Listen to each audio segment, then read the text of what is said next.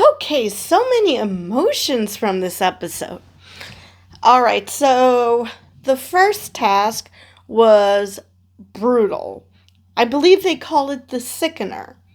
I can see now why they wanted to go top heavy on the athletes because you have to have an athletic mindset to do something like that because that was brutal.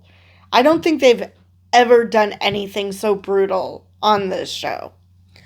So, Sean almost didn't make it because, she even said with the chains, they're heavier than she is. So of course it's going to be hard for her. At least Billy was there to make sure she didn't, like literally fall off a cliff. Actually, the guys were really nice to them. I mean, yes, they were barking, but at like Bree, but they were trying to psych her up and she's like, I thought this was supposed to be mental. It's like, what do you think mental strength is, chick? The mental strength is making you get through the hard physical stuff. That's where the mental comes in. Have you never listened to athletes explain anything ever? How they get through stuff? And I'm convinced that's the only thing that got Sean through because, oh my God, I cannot imagine having to carry something that weighs more than me. I don't care how strong you are, you know? I don't care if you're Pocket Hercules. Look that one up. I don't care if you're Pocket Hercules. That's brutal. So, actually, let me tell you, Pocket Hercules, I can't remember his name, but he was a Turkish weightlifter who was known to being able to lift, I think, twice his body weight. I think it was that. I think it was twice his body weight. I mean, it was just insane how much this man could lift. Whether he had pharmaceutical help or not, I don't know if he was ever caught. So, but yeah. Anyway, so yeah, this was brutal and Bree being like, I thought this was supposed to be a mental thing. Was just this whole episode, there were things that the recruits did that made me think, what the hell is wrong with you? So, somehow it looked like she was going to VW, but she changed her mind. Why she did, I do not know. It was interesting though. She's like, I'm going to VW after this. If you survive it and you make it through, why would you VW then? That makes zero sense. So, but she made it through. And Cody, I'm not sure if he was using the, I don't know if it was Gia or Breeze Bergen to steady himself or if he was literally trying to help her because the way he was holding it was just like his hand was there to catch it if it fell, but it wasn't supporting anything. It was both sweet and what is the point of this? So they all make it through. Number one is Andrew. He's really showing what a beast he is. He's doing an amazing job.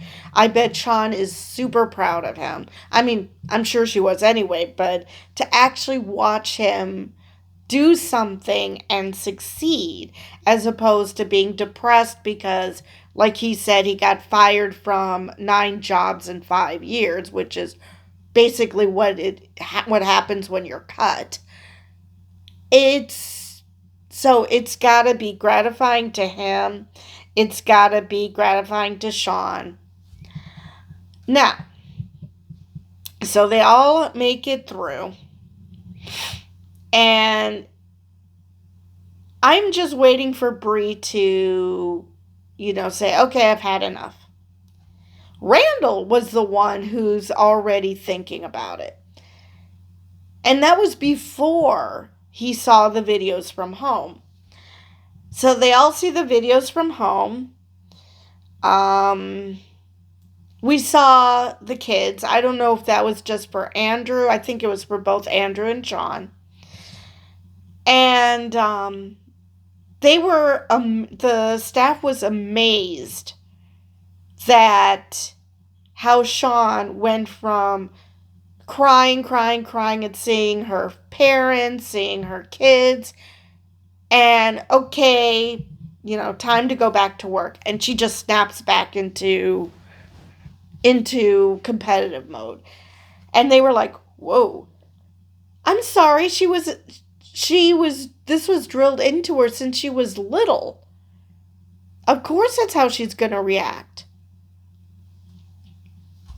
But, so Bree got the kick in the pants that she needed by seeing her family. Interesting was a cousin and an aunt. I don't know much about her, so I don't know, are the parents in the picture?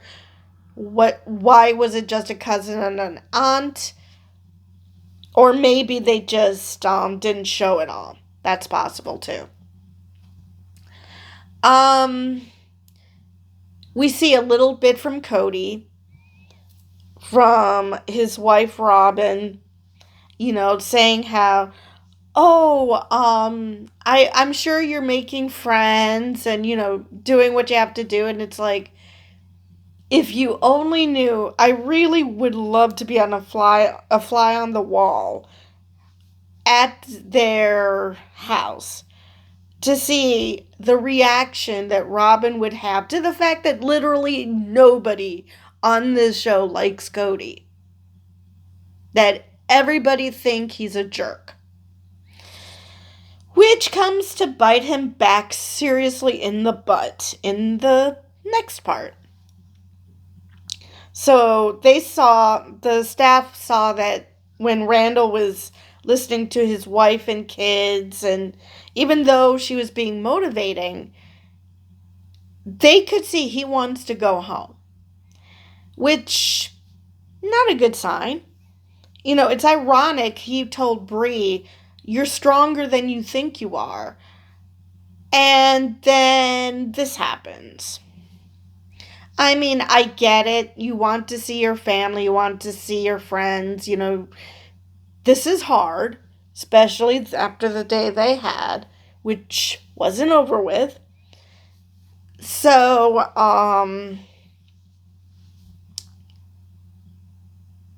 after that, the only one that they pegged as being problematic was Randall, simply because you could see he wanted to go home. So now they break him up into teams. I appreciate that they put Sean and Andrew on separate teams. I'm realizing more and more now that I think about it based on what we see for next week, that this is not just, we want to see how they react when they're apart. This is more of a psychological torture for both of them because they don't know what is happening to the other one.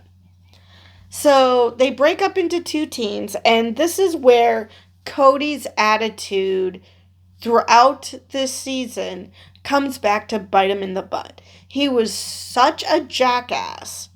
His words, not mine.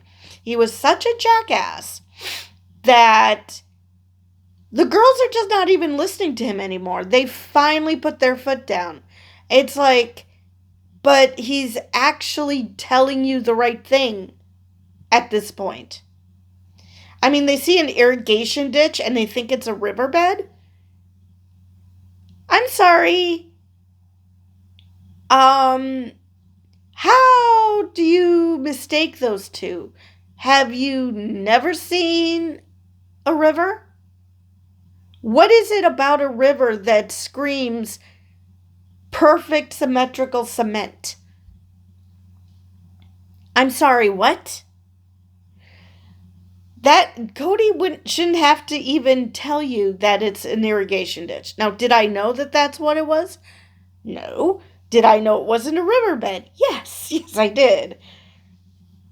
But they're not listening to him anymore because, you know, he pissed them off so much that, I mean, they even said, "You're the brawn, we're the brains." And it turns out that finally Cody actually knows what the fuck he's doing. He's not just, you know, blowing smoke up everybody's ass.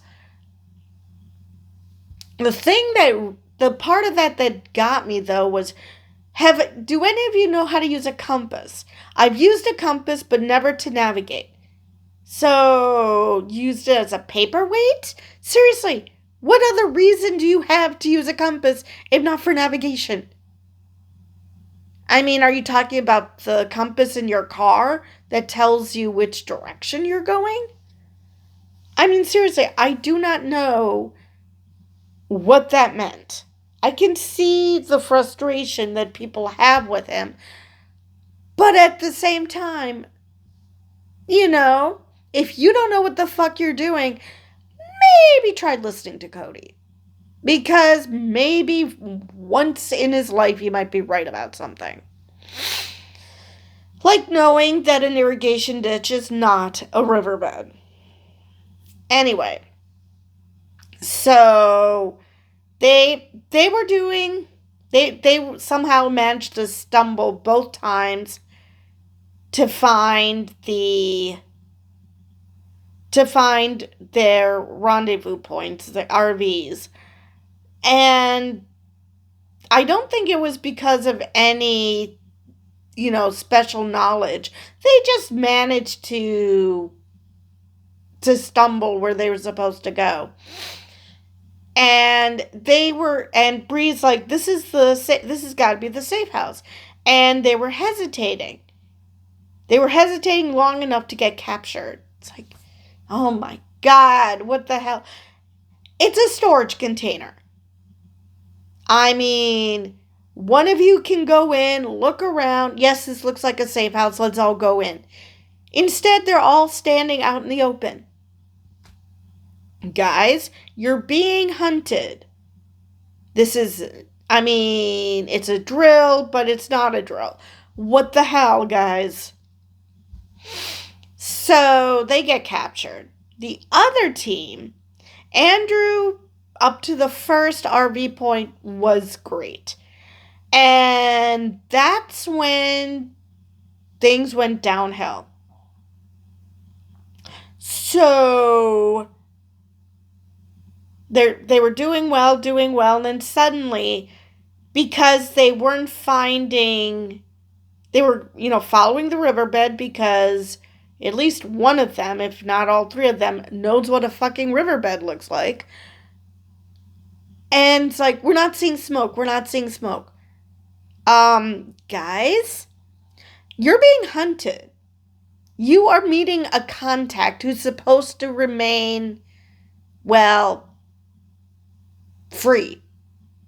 How do you expect the contact to not get captured themselves if they make it that fucking obvious that they're there? It's just like, what are we doing here, guys? I'm sure even the staff was like, what is happening here? What is wrong with you? Bree was constantly talking to the locals.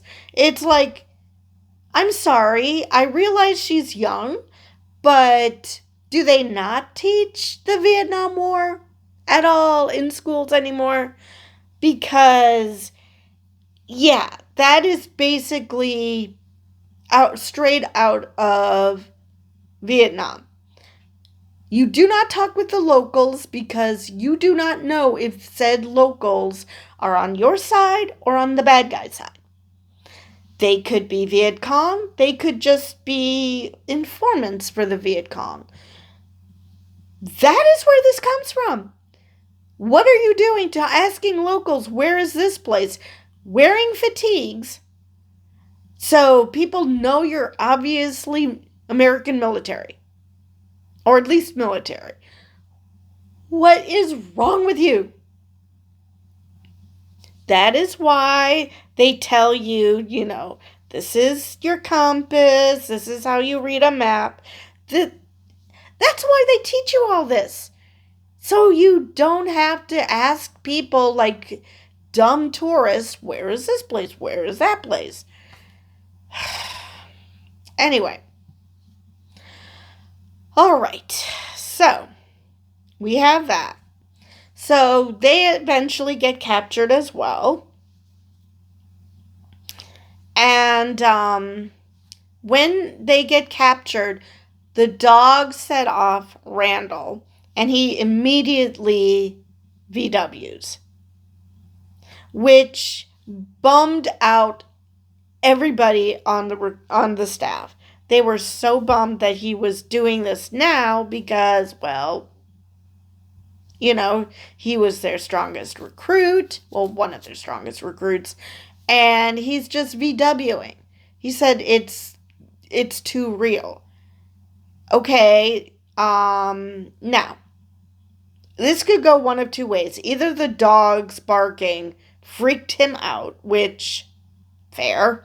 I mean, those dogs do not look friendly. I'm pretty sure they're well trained, so this was that, I don't know if they were well trained in such a way that they're playing a role, or if they really are attack dogs. It's just that, well, their handler is right there, so it's okay.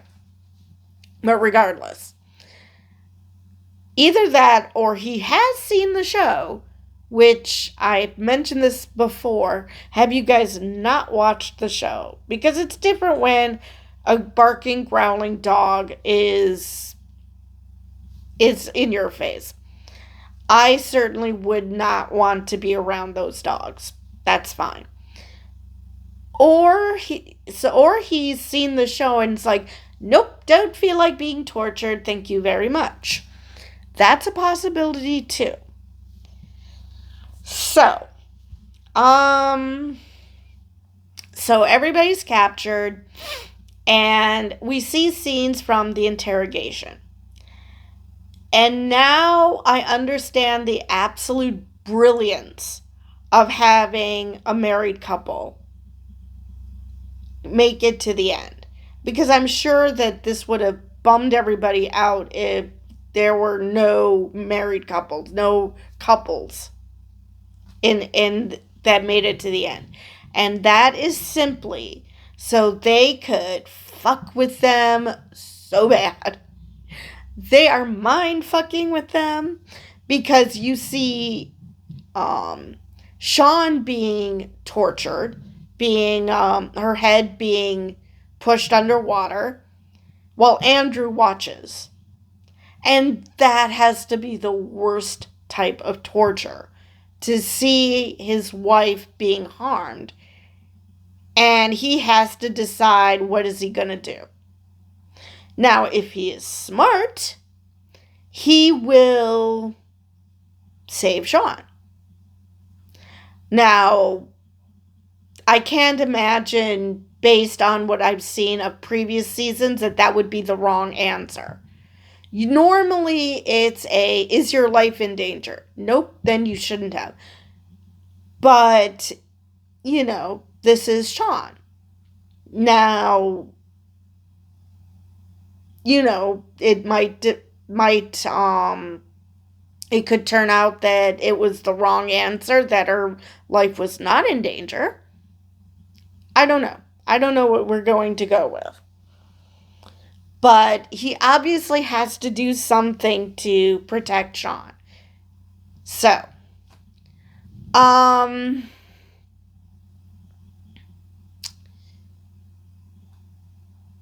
So my annoyance that they're basically helping each other through the course is actually going to become a hindrance, and I'm here for it.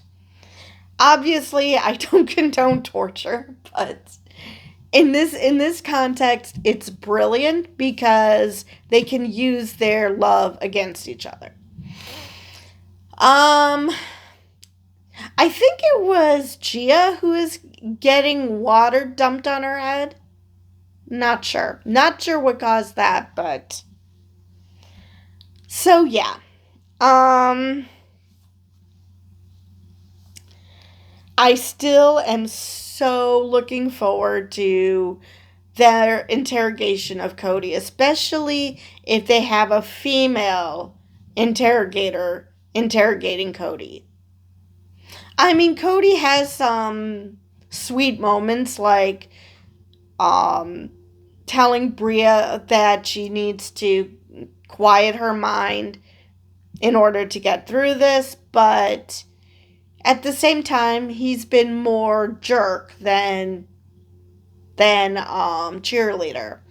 So I would love to see, especially like I've said many times this season, I would love to see how Cody reacts to a female interrogator. Um,